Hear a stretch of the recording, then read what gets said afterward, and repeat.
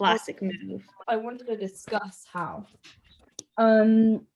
Radiohead released In Rainbows for 3. Like they went online and they were like, hey, to all their fans, were like, hey guys, Radiohead, we're gonna release our new album online and you can all pay whatever you think it is worth, or like whatever you want to pay for it.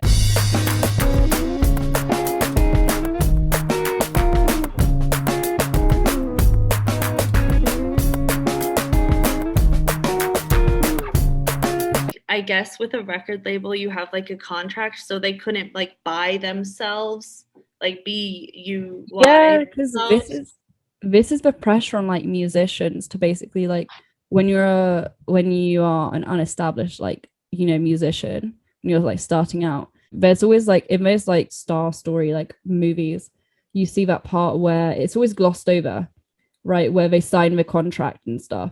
And I feel like what happens is like they don't play any like gigs, like they're not getting a lot of money. Everyone's like, why are you doing this? Give up. And then somebody comes along from wherever and then they're just like, hey, we believe in you and we'd like to sign you. And they're just like, yeah. Because they are Call Me by Your Name is, they make them feel loved for the first time. But I really like how Radiohead, when they did that, they were kind of saying, hey, look, we as musicians like don't agree with this system we've benefited from economically.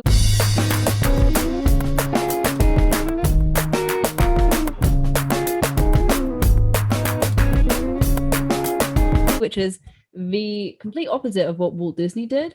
So I think it was like about time when Radiohead, when Radio, because what they did was they stepped forward as like people affected by this system of like copyright laws. I think they were like maybe responding, I like to think, to like their past selves, like when they were starting out. They were like the musicians who couldn't go to court. Like if somebody, not, I don't think it happened, but like, so I think that what they were trying to do is they were trying to like look out for those types of people and like look out for their like, because they get it, like they were once musicians trying to make it.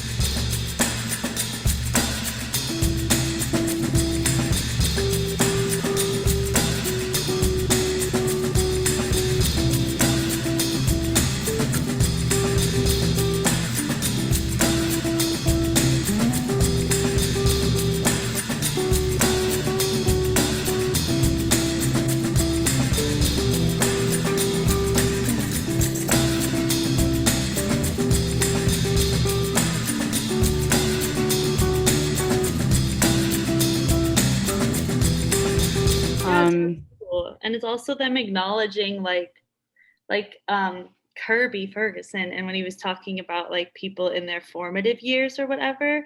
I think like my only problem with the documentary is he said that, and then he was like, it was so beautiful, and then like the quote that you shared about how like how could you not borrow from the environment around you.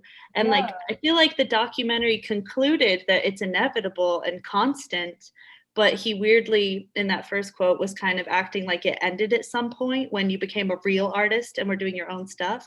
But I like that Radiohead, even after they were like established, didn't feel the need to conform to all like the real artists and adults who were no longer like freely sharing stuff, and like being open about how like, it's all copying and, like a lot of what we've been talking about how music like travels through emotions, and like how that kind of just obviously pushes away from the like individualism and the idea that you're going to end up becoming like this established artist, or like you're going to become the person, like you're going to transition from being like the criminal and like the lowly artist who is like stealing a bunch of stuff into the person who you're trying to protect all of your art and like starting to sue people. I think that that's like the individualist like idea of like what being an artist is, or the track. But Radiohead went against that because they refused to turn into Disney. If we applied that standing vote all across, then you might have to, this might be, maybe men aren't I feel like because they were all like white men, like the Beatles and Elvis Presley and Led Zeppelin got away with like stealing music and from a lot of black artists and stuff and queer people and labeling it like original. Yeah, which really like I feel like J-Lo.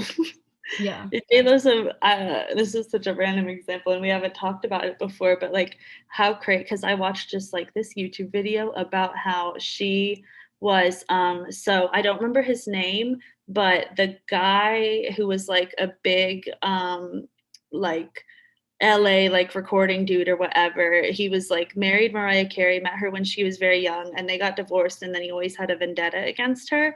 And so he started like J Lo was his new like pop star that he used for everything. But often her vocals were not even her own. A lot of it was Ashanti. Yeah, and just well, but and like a lot of different women. But it's crazy how some of these like artists are not even real, and like the stealing, or it's not always stealing, because like Ashanti got like paid but not credited sufficiently, because like of course when you play a J-Lo song, people are going to assume that it's her voice singing the whole time, but it's just labeled J-Lo. Yeah. I wanted to mention like about digital sampling. So basically the quote is like, though digital sampling has been in existence since the 1960s, the first commercially available models. So this is like about how technology, me and Julia were talking about how like living in the internet age and like technology inevitably like in this day and age when technology is used in so many other contexts for like just like all areas of life to just make stuff more efficient. It seems that sampling is the one thing among like lots of like where music production now is like digitized, right? But people still have a bone to pick with like sampling, even though like we can see sampling, like the mechanics of sampling. So like have a way that sampling machines work and stuff, kind of paralleled in all the other like methods of like digital music production. There's this really interesting quote which is about there's this quote about a microphone, and it's like learning to create sounds acoustically or electronically increasingly happens alongside learning to organize them as a recorded output. Crucially, this also means that across the spectrum of amateur and professional activity, the norm is that all sounds are processed digitally, and the distinction between composition and recording becomes blurred. From the outset through to completion, sampling is no longer a standalone practice but ingrained in digital production and, by extension, music production as a whole. A sub-industry based on sampled sounds and emulation has arisen, a crowded market of samples and loops for use in production, either packaged into software, like GarageBand, which GarageBand is like the sampling fucking con man king, because people are like, oh, I started out GarageBand. Like, you mean you started out sampling? Because you're just sampling music, like you're sampling a guitar sound when you do that. And like drum machines as well, like you are sampling sounds.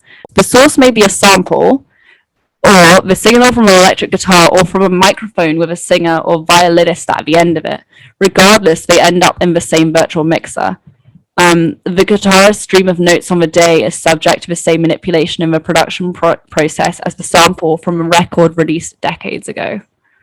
I think that's really cool. It is really cool.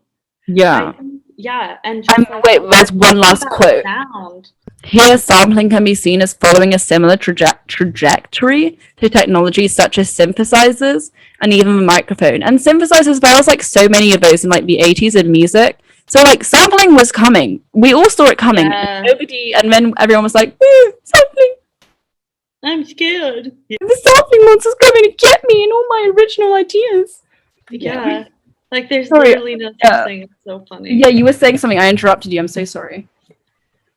Oh no, just like it's cool to talk about sound, like, and the different layers of it, and like which one, like and like technologies, because like the version of the documentary that we watched like said remastered after it, and that's something in like production of music that is like, as an outsider, like very mysterious to me, and so easy to make mysterious, but it's cool to hear about like the different layers of like which one counts as like a new version versus like which ones like technologies and like transformation of it to from sound to like digital recording like count as like art, you know, because clearly sampling is like art. Like recording, but there's this person interviewed in that like paper, and they were like a singer-songwriter. And I was thinking about it, like how many musicians, like even that Taylor Swift documentary where she's like, isn't she like recording music into a phone at one point?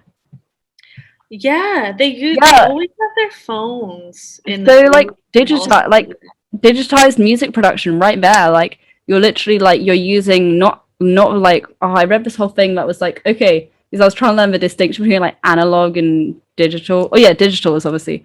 So yeah, so it's not analog anymore. Like, you know, people can love vinyl and stuff, but it's just like it's inherent in like the way that we all have like mobile phones. Like we always have our phones with us and stuff. Like they become part of what we do in life, and that will affect how certain people carry out their jobs. Like us as students, you can't really do a lot if you don't, especially with pandemic, if you don't have your laptop, you don't have your technology. Yeah.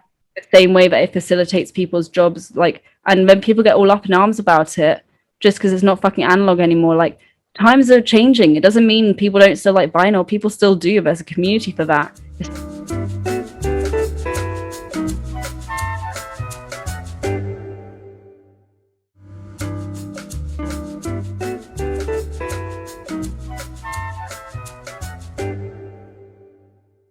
Not going anywhere. Yeah, like obviously, and that community meets up and sells each other's vinyl on the internet. Like the only issue I have with vinyl is that like it's like not everyone can have it.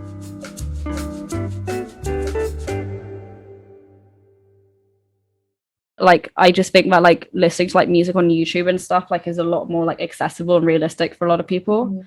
And putting your music on it too. Yeah, because like yeah, like where you're gonna put this on Spotify, like SoundCloud, I don't know how to put music into a disc. Well, that's not true. I could do a CD probably. Yeah. But you know, like it's much easy like SoundCloud, like it's a space to create that like I don't want to say democratizes, but like gives Yeah, I can find like all of Lana Del Rey's like unreleased music and like Kali Uchis's like unreleased like mixtapes and stuff that she made. Yeah, I've not been under like what is like so unreleased stuff. Like, does that just mean that it didn't go through their label and get like published that way? I think sometimes like you hear like somebody did, it wasn't even passed through their label. Like Mac DeMarco has like done songs that are unreleased. He's performed them at concerts, and then there are like things of them on YouTube. I think a lot of them are like demos that get leaked. So a demo is like a first recording that is passed around the like artists. And a demo is like kind of like a pilot of like your musical ability for a song. It's basically like it's a dry run of the song. So you're showing the person like you're talking about the song, and then you're like, then they're like, what would the song sound like? And then you're like, okay, this is what the song I think would sound like. And then obviously you go to like a producer, and then so that's why demos sound different to songs once they've like that are released, because they've obviously gone through, once the label has gone like, yeah, this guy from, was it Brian Eno, maybe I think from Roxy Music, he like, that was how Kate Bush got famous, and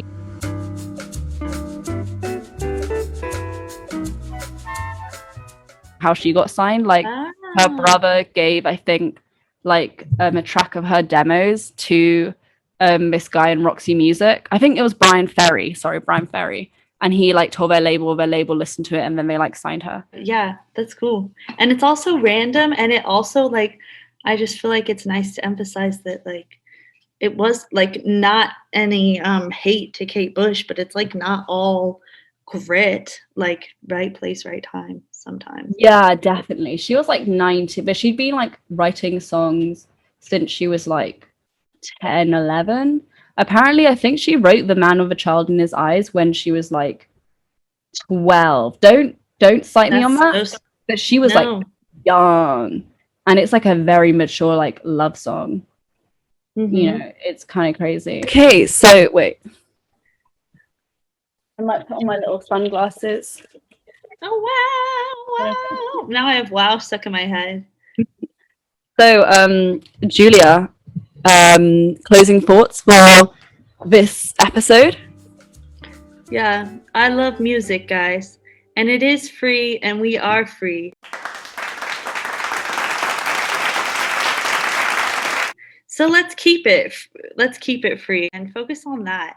I learned a lot about music from Alejandra, and I'm very happy about it because I want to be a good audience member, you know? And like I think that it is made intentionally difficult to find where media comes from.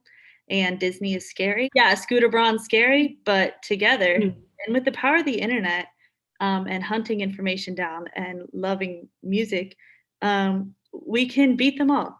And I we think can, that's yeah. my conclusions. Yeah, Thank you for having me on. Thank you so much, Julia. Thank you so much for coming on.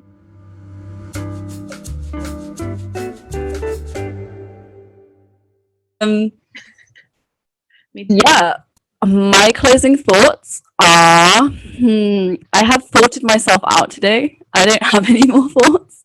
I just guess like I mean we've talked about a lot of interesting things today about a lot of musicians.